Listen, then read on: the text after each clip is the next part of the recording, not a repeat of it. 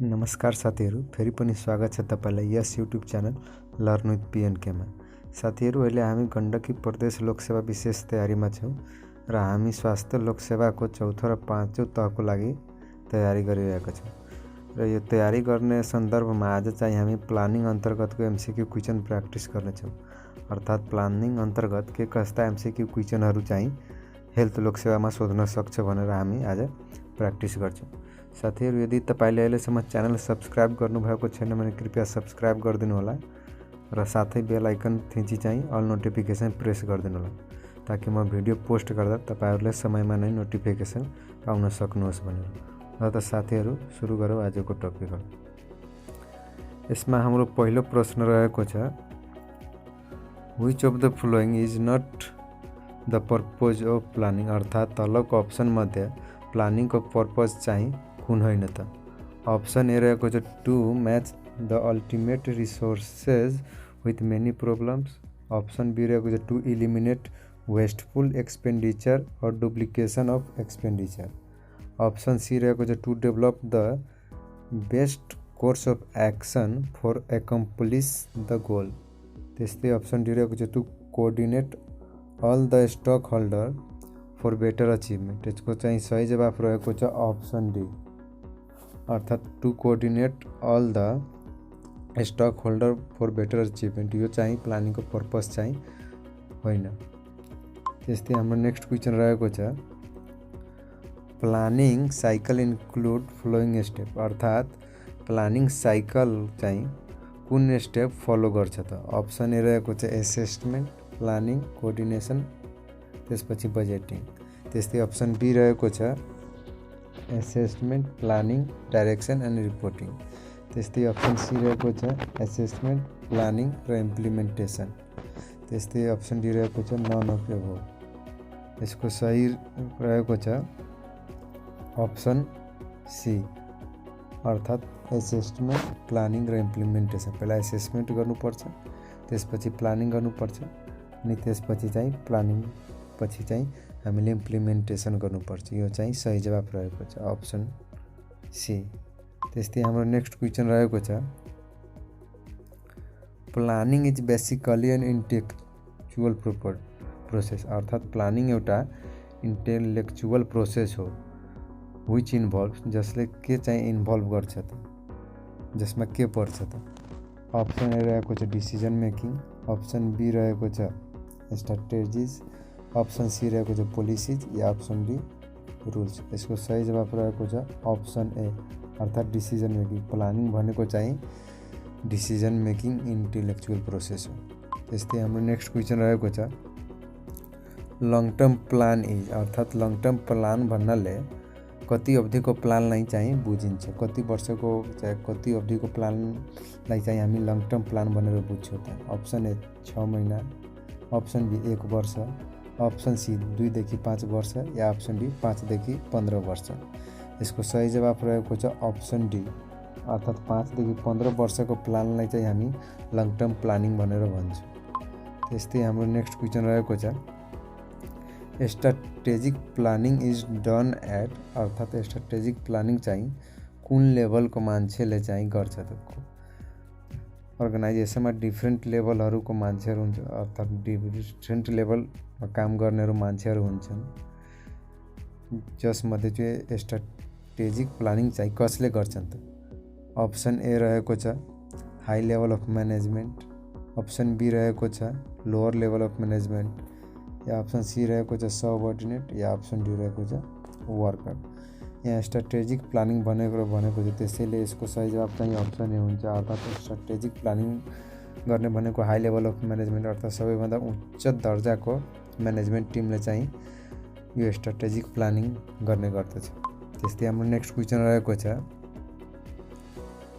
The correct sequence of stages through which a new practice passes through before it is adapted.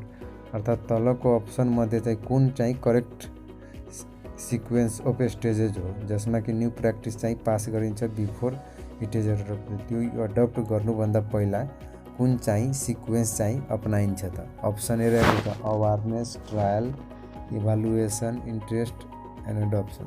त्यस्तै option B रहेको छ awareness, interest, evaluation, trial and adoption. Option C रहेको छ awareness, evaluation, trial, interest र adoption. त्यस्तै option D रहेको छ awareness, evaluation, interest, trial र एडप्सन। यसको सही जवाब रहेको छ अप्सन बी, अर्थात् सबैभन्दा पहिला अवेरनेस हुन्छ, त्यसपछि इन्ट्रेस्टको कुरा आउँछ, त्यसपछि इभ्यालुएसनको कुरा आउँछ, त्यसपछि ट्रायलको आउँछ अनि अन्त्यमा चाहिँ एडप्सनको कुरा आउँछ। त्यसैले यसको सही जवाब रहेको छ अप्सन बी। त्यस्तै हाम्रो नेक्स्ट क्वेसन रहेको छ which of the following is set point framed for long term plan, अर्थात् तलको मध्ये चाहिँ कुन चाहिँ सेट पोइन्ट हो जसलाई चाहिँ फ्रेम्ड गरिन्छ लङ टर्म धेरै समयसम्मको लागि, but is at something that can't be quantified or measure. एउटा यस्तो सेट पोइन्ट जसलाई चाहिँ फ्रेम्ड गरिन्छ कि लामो समयसम्म त्यसलाई फ्रेम गरिन्छ तर पनि त्यसलाई चाहिँ मेजर गर्न सकिँदैन, त्यो चाहिँ के हो त? अप्सन ए रहेको छ टार्गेट, अप्सन बी रहेको छ गोल, अप्सन सी रहेको छ अब्जेक्टिभ र अप्सन डी रहेको छ मिसन। यसको सही जवाब हुन्छ अप्सन बी, अर्थात् गोल। गोललाई चाहिँ लङ टर्म भिजनमा चाहिँ यो प्लान गरिन्छ तर यसलाई चाहिँ मेजर गर्न धेरै गाह्रो हुन्छ, यो मेजर गर्न सकिँदैन। त्यस्तै हाम्रो नेक्स्ट क्वेसन रहेको छ not used in health care planning, अर्थात् हेल्थ केयर प्लानिङमा चाहिँ तलको मध्ये कुन चाहिँ युज गरिँदैन त? अप्सन ए रहेको छ increasing demand for resources, option B रहेको छ to match with limited resources, option C रहेको छ to plan best source of action या option D to decrease wastage. यसको सही जवाब रहेको छ अप्सन ए, अर्थात् इन्क्रिजिङ डिमान्ड फर रिसोर्सेस चाहिँ not use in health care planning, यो चाहिँ हेल्थ केयर प्लानिङमा युज गरिँदैन। त्यस्तै हाम्रो नेक्स्ट क्वेसन रहेको छ time bound plan expressed in quantitative term, अर्थात् त्यो कुन हो जुन चाहिँ टाइम बाउन्ड हुन्छ जसमा र त्यो क्वान्टिटेटिभ टर्म हो। अप्सन ए रहेको छ प्रोसिड्युर, अप्सन बी रहेको छ पोलिसिज, अप्सन सी रहेको छ बजेट र अप्सन डी रहेको छ रुल। यसको सही जवाब हुन्छ अप्सन सी, अर्थात् बजेट। बजेटलाई चाहिँ टाइम बाउन्डमा एक्सप्रेस गरिन्छ र यो क्वान्टिटेटिभ टर्म हो। त्यस्तै हाम्रो नेक्स्ट क्वेसन रहेको छ general statement for understanding that guide thinking are known as, अर्थात् जेनरल स्टेटमेन्ट अर्थात् अन्डरस्ट्यान्डिङ हो जसलाई चाहिँ गाइड गरिन्छ थिङ्किङले, त्यो चाहिँ के हो? अप्सन ए रहेको छ strategies, option B procedure, option C policies या अप्सन डी रुल्स। यसको सही जवाब हुन्छ अप्सन सी, अर्थात् पोलिसी चाहिँ जेनरल स्टेटमेन्ट र अन्डरस्ट्यान्डिङ हो जसले चाहिँ थिङ्किङद्वारा गाइड गरिन्छ। त्यस्तै हाम्रो नेक्स्ट क्वेसन रहेको छ all are important step in health planning except, अर्थात् तलको मध्ये कुन चाहिँ हेल्थ प्लानिङमा को इम्पोर्टेन्ट स्टेप होइन एक्सेप्ट भनेको छ, त्यसैले कुन चाहिँ हेल्थ प्लानिङको इम्पोर्टेन्ट स्टेप होइन त? Option A analysis of health situation, option B programming and evaluation, option C monitoring and evaluation र अप्सन डी सर्भिलियन्स। यसको सही जवाब हुन्छ अप्सन डी, अर्थात् सर्भिलियन्स चाहिँ हेल्थ प्लानिङको इम्पोर्टेन्ट स्टेपमा पर्दैन। त्यस्तै हाम्रो नेक्स्ट क्वेसन रहेको छ which of the following is the ultimate end result of planning, अर्थात् प्लानिङको चाहिँ अल्टिमेट इन्ड रिजल्ट के हो त? अप्सन ए रहेको छ टार्गेट, अप्सन बी रहेको छ अचिभमेन्ट, अप्सन सी रहेको छ अब्जेक्टिभ र अप्सन डी रहेको छ गोल। यसको सही जवाब हुन्छ अप्सन डी, अर्थात् गोल। गोल चाहिँ प्लानिङको अल्टिमेट इन्ड रिजल्ट हो। त्यस्तै हाम्रो नेक्स्ट क्वेसन रहेको छ defined end result of a specific public health activity to be achieved in finite time is known as, अर्थात् पहिला नै डिफाइन भएको हुन्छ कि result of a specific public health activity to be achieved चाहिँ public health एक्टिभिटीलाई achieve गर्नुपर्छ कि एउटा निश्चित समयमा इज नोन एज, अर्थात् त्यो के हो जसलाई कि एउटा निश्चित समयमा एचिभ गर्नुपर्छ। अप्सन ए रहेको छ टार्गेट, अप्सन बी रहेको छ अब्जेक्टिभ, अप्सन सी रहेको छ गोल, त्यस्तै अप्सन डी रहेको छ प्लान। यसको सही जवाफ हो अप्सन ए, अर्थात् टार्गेटलाई चाहिँ एउटा निश्चित समयमा चाहिँ एचिभ गर्न सक्नुपर्छ हामीले, र यो स्पेसिफिक पब्लिक हेल्थ एक्टिभिटी हो। त्यस्तै हाम्रो नेक्स्ट क्वेसन रहेको छ अपरेसनल प्लानिङ इज, अर्थात् अपरेसनल प्लानिङ भन्नाले चाहिँ कुन प्लानिङलाई बुझिन्छ त? अप्सन ए रहेको छ long term planning, option B medium term planning, option C short term planning या अप्सन डी एनुअल प्लानिङ। यसको सही जवाफ रहेको छ अप्सन सी, अर्थात् सर्ट टर्म प्लानिङलाई चाहिँ अपरेसनल प्लानिङ भनेर पनि चाहिँ बुझिन्छ। त्यस्तै हाम्रो नेक्स्ट क्वेसन रहेको छ planning premises are based on dash of the future, अर्थात् प्लानिङ प्रिमिसेस चाहिँ के को फ्युचरमा निर्धारित हुन्छ त? Option A forecast, option B strategies, option C procedure या अप्सन डी रुल। यसको सही जवाब रहेको छ अप्सन डी, अर्थात् फोरकास्ट अफ द फ्युचरमा चाहिँ यो प्लानिङ प्रिमिसेस चाहिँ आधारित रहन्छ।